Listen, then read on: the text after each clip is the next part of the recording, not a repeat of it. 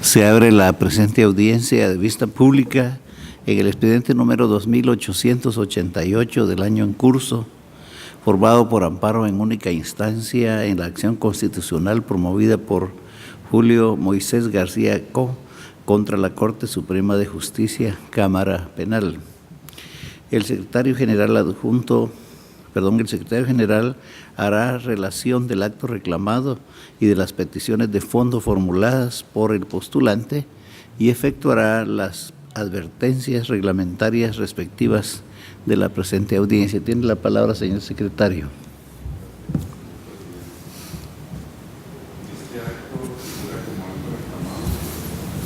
En este amparo figura como acto reclamado la resolución de 27 de noviembre de 2015 dictada por la Corte Suprema de Justicia, Cámara Penal, que declaró rechazar el recurso de casación por motivo de fondo presentado por el procesado y ahora amparista. Con base en los argumentos de hecho y de derecho que quedaron consignados en el escrito inicial de la acción, quien la promovió solicita que esta Corte, al dictar sentencia, declare la procedencia del amparo interpuesto y como consecuencia se restituya la situación jurídica afectada. Asimismo, que se deje en suspenso la resolución impugnada. Para enmendar la suspensión se le fije 5 días a la Cámara recurrida para que le dé trámite al recurso de casación planteado por el accionante. De conformidad con lo que establece el artículo 67 del Acuerdo 1-2013 de la Corte de Constitucionalidad, quien haga uso de la palabra deberá dirigirse directamente al tribunal, expresar sus alegaciones en forma oral de conformidad con el objeto de la vista pública previsto en el artículo 61 del citado acuerdo y no dar lectura a ningún documento salvo que para ello cuente con autorización previa del señor presidente. Deberá concretarse al asunto planteado, ser breve, conciso y preciso en su exposición. De conformidad con lo que establece el artículo 66 del citado acuerdo, para la exposición de alegaciones, cada una de las partes intervinientes cuenta con un tiempo máximo de 15 minutos. Es todo, señor presidente. Muchas gracias. En esta audiencia, por su comparecencia, pueden hacer uso de la palabra los terceros interesados en el amparo requirente de la vista pública, que es Misión Internacional de Justicia por medio de la Mandataria Especial Judicial con representación, abogada Alejandra del Milagro Flores Jacobo, quien actúa en su propio auxilio y queda en uso de la palabra. Muy buen día, honorables magistrados. Para iniciar quisiera solicitar que en algún momento y respetando las reglas de las advertencias que ya se hicieron de conformidad con el artículo 67, si me fuera necesario se me permitiera poder ver en algún momento algún tipo de consulta dentro del expediente para ser puntual en mi exposición y le solicito respetuosamente que se me autorice. Voy a tratar de evitarlo si me es posible, pero para fines de ser exacta se en lo conducente dentro de su tiempo, adelante. Muchas gracias. Como bien lo manifestó el señor secretario, aquí se promovió una acción de amparo en la cual se está denunciando violación del derecho a recurrir por parte del señor Julio Moisés García Co., que indica que la Cámara Penal, al denegarle el trámite de la casación que solicitó de conformidad con resolución de fecha 24 de noviembre de 2015, se le violan sus derechos constitucionales. A juicio de esta representación, consideramos que haciendo un análisis jurídico del caso que fue planteado ante la Honorable Corte, este caso diferimos del criterio del amparista. ¿Por qué diferimos de ese criterio? Porque el amparista, como cualquier otra persona que quiera hacer uso de un recurso, debe de seguir las normas que la ley establece para la misma. En consecuencia, el argumento de decir que debe ser sencillo y rápido no puede ser usado tan a la ligera como lo hace el amparista en su exposición del hecho. Es así como, a criterio de esta representación, la Cámara Penal actuó de conformidad con lo que la ley le establece. ¿Por qué? Porque recibe la solicitud en el momento oportuno para darle curso a una casación, pero advierte al evaluar dentro de la admisibilidad para la misma que no es claro el requirente de recurso cuando hace su exposición inicial al hacer la petición. Esa advertencia no es una advertencia que ellos hayan hecho en forma arbitraria. Por el contrario, señores magistrados, se establece en el acuerdo, cuando uno puede evaluar las normas que considera el amparista violadas, invoca el artículo 5 y el artículo 15 del Acuerdo 1/2011 de la Corte Suprema de Justicia. Pero lo que no hizo el amparista fue relacionar todo el proceso para que hubiera una claridad y se viera que la Corte no faltó al resolver, porque bien es cierto que indica en el artículo 5 que debe de ser este proceso de una forma sencilla, pero cumpliendo los requisitos básicos para que la Cámara pueda resolver en base a derecho. Es por eso, advirtiendo estos requisitos básicos que la ley faculta a la Cámara para evaluar, que en el artículo 15 del citado acuerdo de la Corte Suprema de Justicia, ahí establece qué es lo que debe de evaluarse a efecto de poderle dar trámite a una casación. En ese mismo orden de ideas, honorables magistrados, la Cámara actuó conforme al proceso al emplazar al recurrente por el plazo de 3 días para que subsanara, para que aclarara, le dio la oportunidad que pudiera manifestar claramente qué era lo que perseguía con su recurso. Hecho que aunque se subsanó, no fue subsanado de conformidad con lo requerido por la Cámara, porque la Cámara no puede entrar a presumir qué era lo que quería el recurrente. La Cámara tiene que entrar a resolver lo que la ley le establece y para eso usa un buen fundamento que debe proporcionarlo quien da el recurso, tal y como se establece en el Código Procesal Penal.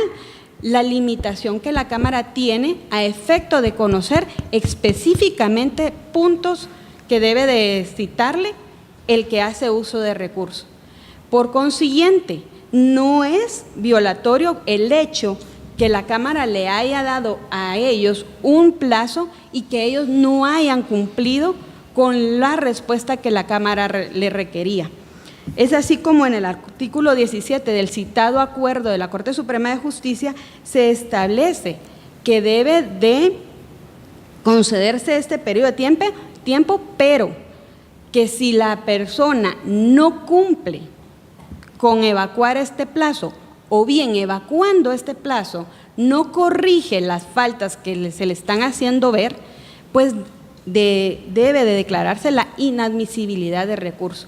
¿Qué fue lo que ocurrió en este caso? Habiéndosele dado la oportunidad, porque está en su legítimo derecho de defensa, en el legítimo uso del derecho de recurrir, la entidad que está representando al señor Julio Moisés García Co. no cumplió con ser clara, precisa, tal y como lo establece el Código Procesal Penal en su artículo 443, donde indica claramente que como requisitos de la casación es que el que hace uso de este recurso debe de exponer de manera clara y precisa cuáles son los motivos por los cuales está requiriendo este recurso. En este orden de ideas, esta representación respetuosamente no comparte el criterio que indica el amparista y considera que no se ha violentado ni mucho menos puesto en riesgo ningún derecho constitucional al mismo. Por el contrario, se respetó su derecho, se le dio la oportunidad para que pudiera rectificar, aclarar como debe ser todo recurso y ellos no cumplieron con este requisito y la ley faculta, por ende, entonces a la Cámara Penal a rechazar este tipo de recursos cuando no fueron atendidas los requerimientos de ley.